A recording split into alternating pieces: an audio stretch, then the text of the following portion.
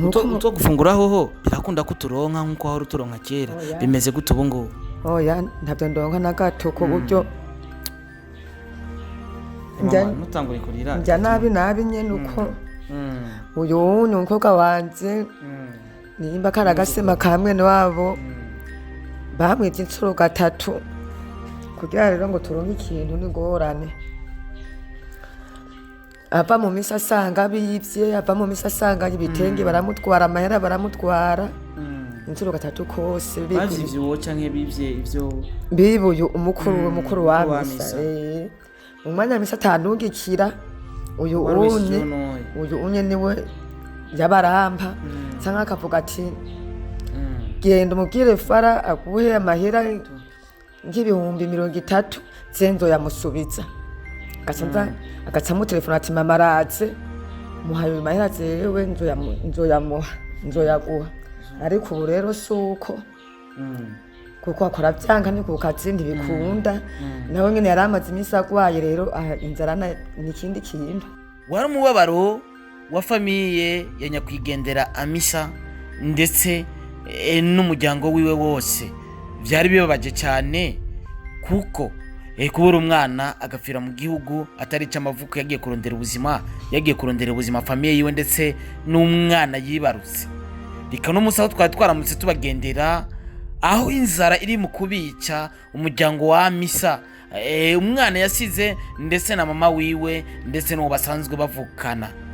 fasha warafashijwe kubera twese tubaye ngaho kubera twafashijwe bigeme muri za Oman Arabia Saudite na Kuwait ndetse na Dubai ndakweretse n'umuryango ndetse isi yose ndakweretse n'umuryango nagira icyo ufashije raba ikigano twakoranye na mama wiwe ndetse na mukuru wa Amisa ndetse mukuru wa Amisa nyakwigendera ndetse na mama we ndetse n'umwana wiwe utirevye byari bimeze gute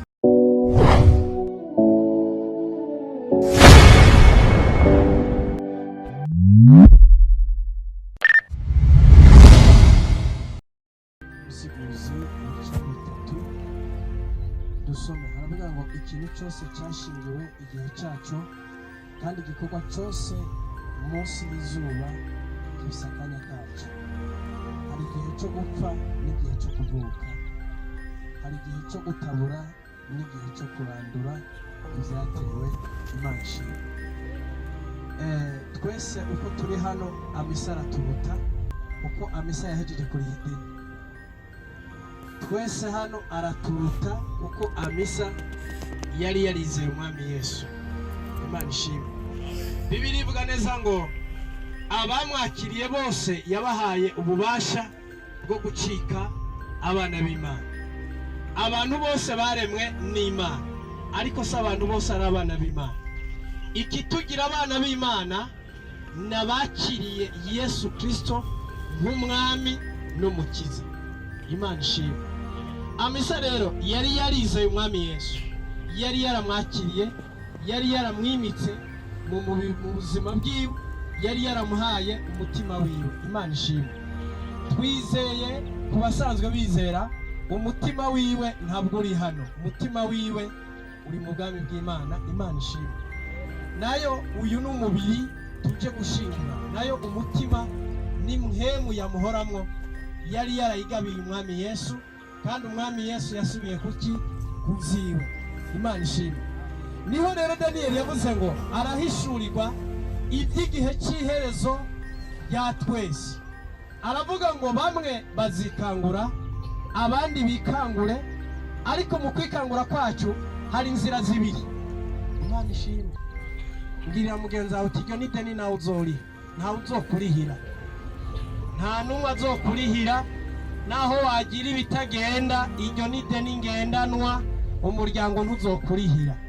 subira ubimumbarire uti iryo ni deni utegerezwa kwirihira umugore ntazorihira umugabo n'umwana ntazorihira nyina iri ni deni ngendanwa nicyo gituma tuvuga ko Amisa twese araturuta ngaha we yamaze kuriha yahejeje rero ikintu kimwe gisigaye ko dutahura ni ukumenya iyo umuntu apfuye ajahe Imana itugire neza iyo umuntu apfuye yarihanye aja mu bwami bw'Imana twebwe bigaragara ko turira kuko hari amaso utari mu buryo bw'imwemwe, iyi saha naho mubwira ngo agaruke ku isi ntiyokwemerera, ntashobora, ntapima. Imana ishimwe. Nicyo gituma Yobu yavuze igice kinini ngo umuntu akiri mu isi aba akiri muki mu ntambara. Imana ishimwe. Yesu nawe bene data baramurira, baramubwira bati, arababwira ngo mwibirire n'abana banyu. Imana ishimwe. Umugabo w'umunyabwenge Salomo yari atunze ibyo atazi, yaravuze ijambo rimwe ngo yaba bari bazi ubwenge bo kwiyumvire ku by'iherezo ryabo. Turasuma tukambara, ariko hari ikintu dukunda kwibagira.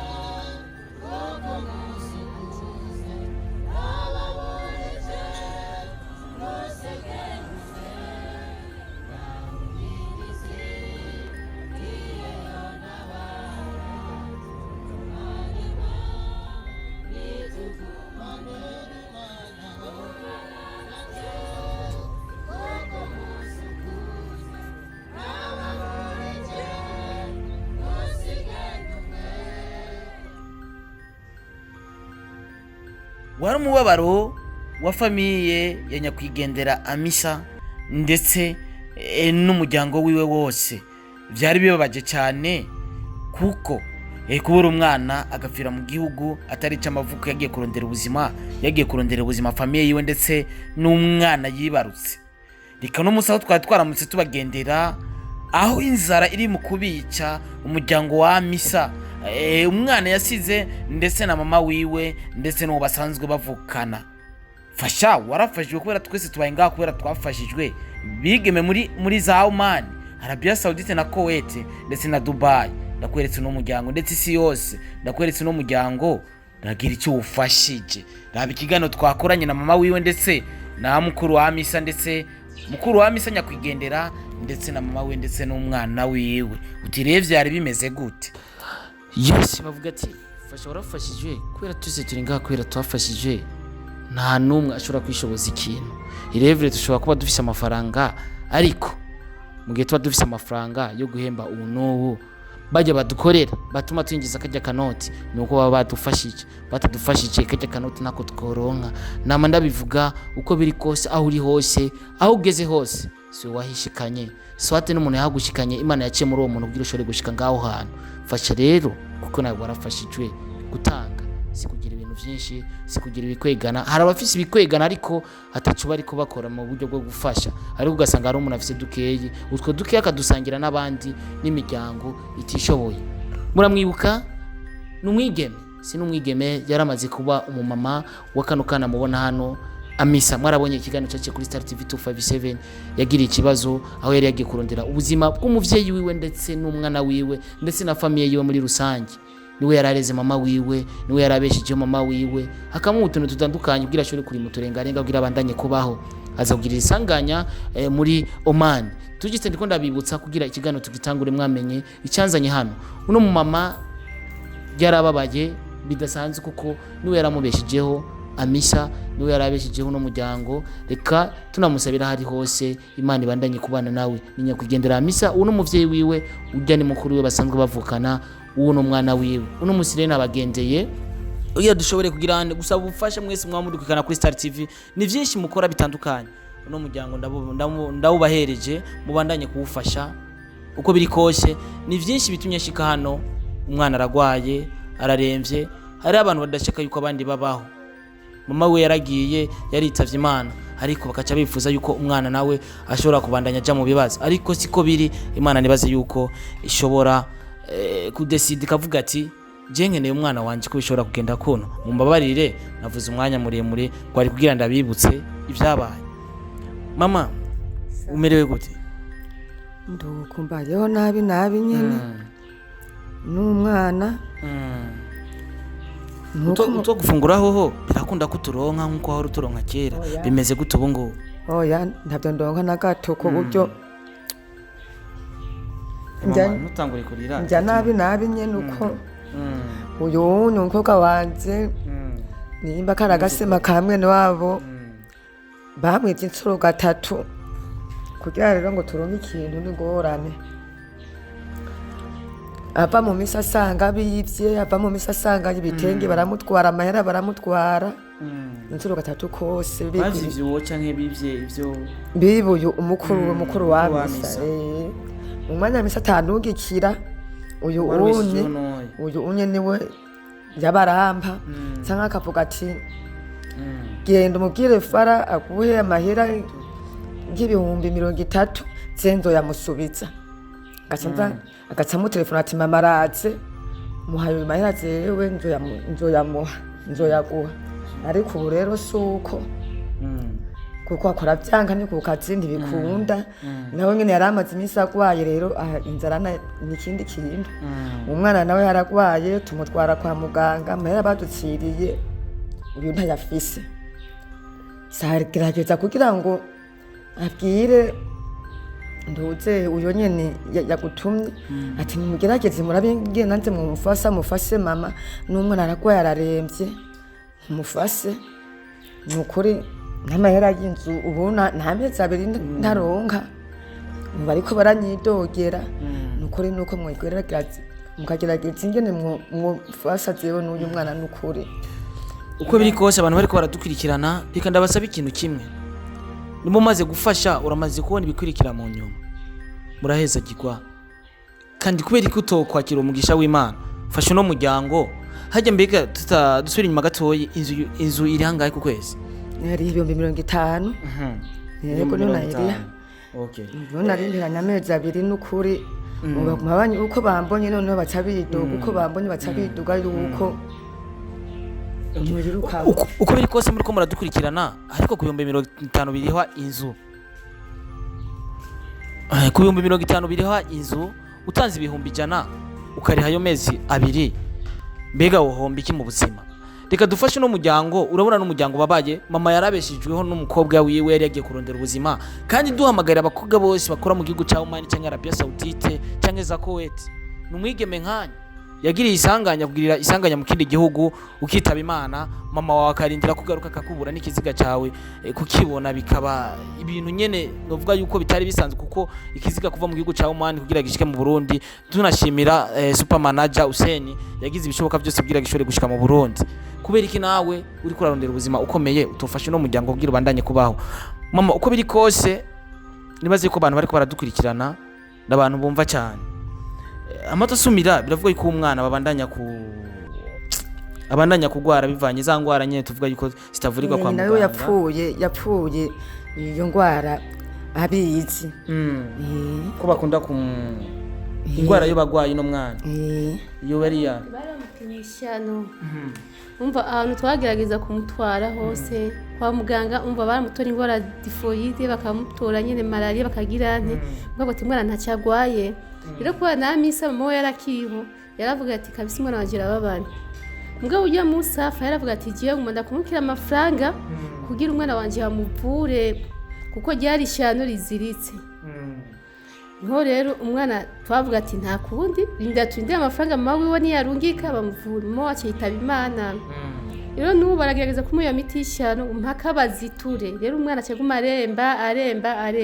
bisigura yuko n'umwana habuze amafaranga yo kumuvuza kugira bashobore kumukura mu iryo shano bamuziritsemo kugira nyene ngo barizitura nyene kugira umwana akiri nk'akamitinde nyene akire kuko nanjye nari kumuva ko bati nuwanje kuko ngira mugiye mureze kuva akiri muto mugana nagiye ndaba uburyo n'umuvandimwe wanje nagiye hora mfasha rero niho navuga ati umunsi ntahembwa ku kazi nzomuha ariko giyo rero baragiye basuma baranyiba kandi ku murango ndi ku kazi bace baza abantu hari bitenge bantwara n'amafaranga rero amafaranga novugije umwana baba yivyuko ubundi umunsi ngiye gusenga kuri eglise nyene dimanche cyasanga abanyivyuko nyene mugabo anabanye bose byarabasize umutwe baravuga ati none ibi ni biki ko baguma bakwiba bakwa kandi ku murango baraza bakugurura n'umugabo baravuga teka ivyo ngiye ntavyo sabiye ko agura ugenda gupereza ndabantu baguma batwiba ariko bafuma ngenda basi ndabi rero giye cyetaho iki kibazo cyo kunyiba umwana ntaba ndembanye kabisa kuko naje cyangira gahinda nkaca nibuka n'umuvandimwe yafuye nkaca numva gahinda kabisa niyo bavuga ati bona fuma basi badufasha bakaraba uburyo batunga amafaranga kuko ubuzima bw'umwana umuntu yofuma bura byose ntitwobura abantu babire frame tubure nyina tubure n'umwana ufumara uburyo bwose tukaraba uburyo tworokora umwana nukuri baza bakoze cyane Aishe uko biri kose mwese mudubikana kuri Star TV ndazi ko mufise ikigongwe muri aba mama maze kuno mahatandukanye ndashaka mugarukire uno mwana urumva umwana ko agwaye ingwara ikomeye cyane bisaba yuko ashobora kuvugwa basi agumeho basi mama wa Misa Nyakwigendera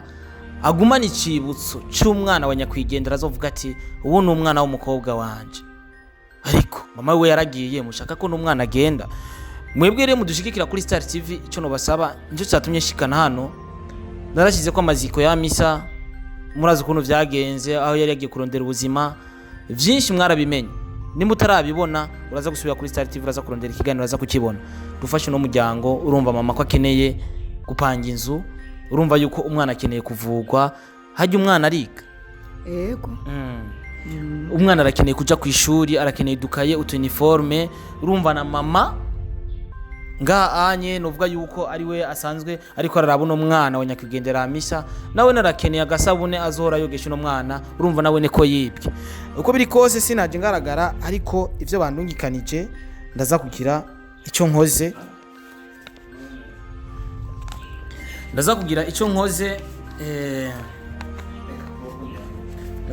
nkoze aba n'abantu bavuze ati reka tugire icyo dukoze gito basi kize kigire icyo kitumariye uraza kuraba ino bahasha ishiza kukumarira abantu bandungikanije naka anyu uraza kuraba icyo kaza kukumarira ni gato ariko iyo kavuye ku mutima na sister wa Misa nawe uraza kuraba icyo uzoshobora gukora kugira uno muryango ubandanye gutera imbere sinovuga yuko ngo ahanye ngo hari icyo nkoze ni gato gatoyi mugabo kavuye ku mutima bisigura yuko iyi ni sabune tubahaye kugira bashobore koga kuja muri douche kugira bashobore kubaho bisigura yuko wowe uri kuradukikana kuri Star TV nukurumba bare sindi ko ndagukarira ariko mu gihe uzi ko waremwe n'Imana twese twaremwe n'Imana kandi turi ku isi atari iwacu dupanze hano kuri ino si gira icyo ukoze kuri uno muryango tubasigiye agasabune gifura nguwo kugira bashobore koga kugira bashobore kuja muri douche hama ibintu bigende neza wa muryango ubandanye kubaho unye yavuze yuko yarafise akarima ko guteramwo irengarenga sinzi ko bukahagaze ni karahagaze none akoresheje gatoyi serese ni umutayi urumva ubu unye kugira ngo urime irengarenga atamutayi ufise mutuhagarara ubu ndambize ukunitsa yuko ariko kuba dukurikirana uwovuga ati reka guhe ako gataye usubire kuri mirengarenga kugira ubandanye kubaho ronka utufungura canke utundi dufaranga hoho nibaze yuko ukibishoboye uracafise ingufu zo kubikora ego basa atari inzara gusa mugabo kurima je ndazi yuko ndabisoboye n'ubu umwana Amisa namubwiye ati ndonderera amahera bye sinzogoma nza kubwira farampa amahera canke wewe uzorungikira ari ubona nyenda kugira ati mu murima hameze kunuka tarambaza tinone nangana nagati kuko ta umurima umwaka wose ni 120 na 200 canke na 30 hanyuma ibase ryani niya mu nyuma ibase zibiri mu nyuma nibumba zitatu hanyuma ugatsundungikirana n'amahera yo kugura byose imbuto. bigaca bitwara angahe umwaka wose mu gihe uba ukose uwo murima ugatanya nayo mahera yo kugura imbuto n'ibindi byose bikenewe ubona byo twara angahe? yari yambwiye yuko yonduka kuko namukontororeye byose tambye ati rero zenzo kurungikira 200 urabe ingene uzobigenza. Rero tuze kubivugana ni uyu yacaza kumbwira yuko ngo Amisa yapfuye. Ambwiye ati buca ndakurungikira amahera ku munsi muna kanzorungika amahera uyu nabo ku mugoroba bacaza kumbwira ngo Amisa atize sindavyemera yuko yoba yapfuye sindavyemera na gato. Umuntu twabivugana azova hariya azoca mwubakira inzu uko pasiteri nyine yari ihari tema mu munsi navuye hanze ndoshye nshika ndakubakira inzu byose urumva bivyo ko yaciye afa ko n'uburyo yavuga ati ko papa afuye atari bwubake nta kibazo jewe ndiko ndakora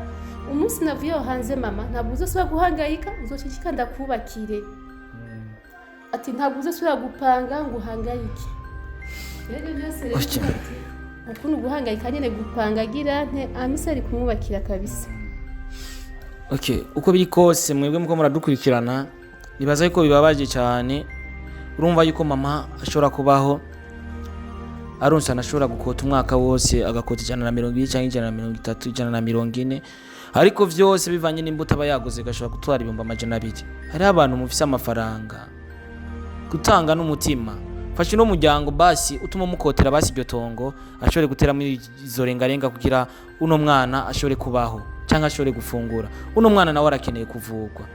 ndetse na mukuru wa Amisa nawe arakeneye kuronka uburyo ashobora kuza arafasha uno mwana na cyane cyane ko ari wari ko aramuraba kuja ku ishuri buri kintu cyose kumwigisha bwira abandanye kubaho. Mama duse n'abasozera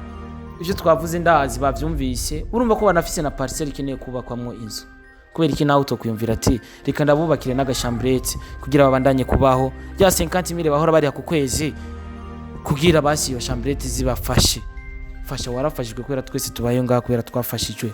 Mama amajambo y'agasunika rugi kubakunzi ba Star TV badukurikirana ndetse n'abantu bose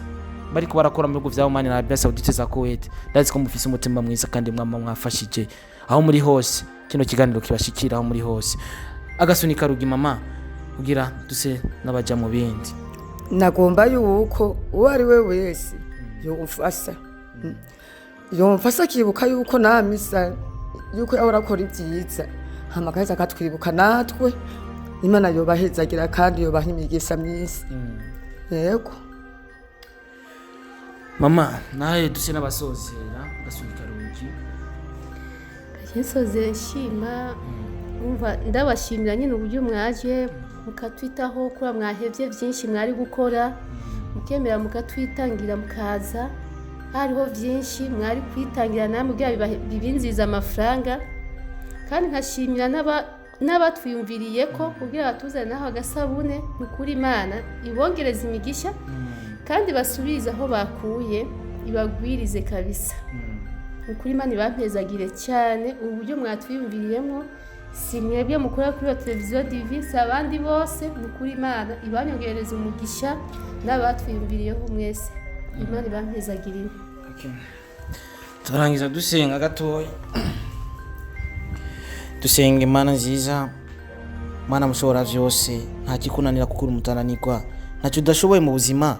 tuba tubaye kuri inosi nk'abapangaye ariko turi abana bawe twaje no kuri inosi kugira tugukorere. Hari benshi bafise uburyo bwinshi cyane nibikwegana ariko gutanga n'umutima ndakweretse no muryango wa nyakwigendera Amisa uwuhezagire ndetse unawuzigame. Umwana wiwe aragwaye niwe yari kuba icibutso cya mama Amisa kugira abandanya mubonamwe isanamu y'umukobwa wiwe nyakwigendera Amisa.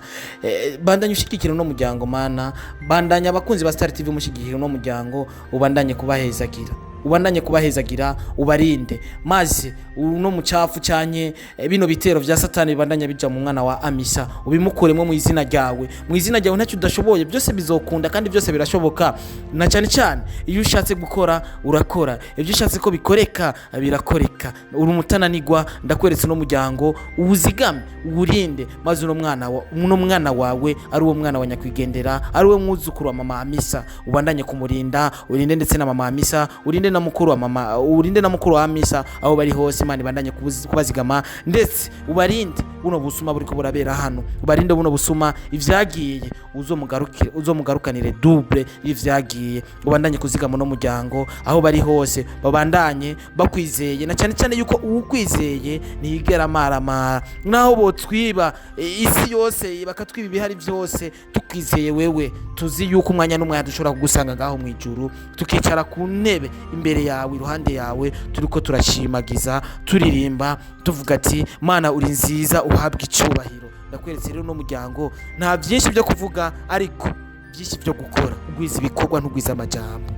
Ndazi urashoboye, ntunanirwa, ntiwigera unanirwa, ntugwiza amajambo, ugwiza ibikorwa. Ndakweretse no muryango niwubona ibikenewe, niwubona igikenewe muri no muryango, niwubona ikibuze n'igihari, ndakweretse no muryango, kandi ndizeye uzowuhezagira, kandi aho bari uno munsi sonzogaruka bari. Tubigusabije ku izina ryawe ryera.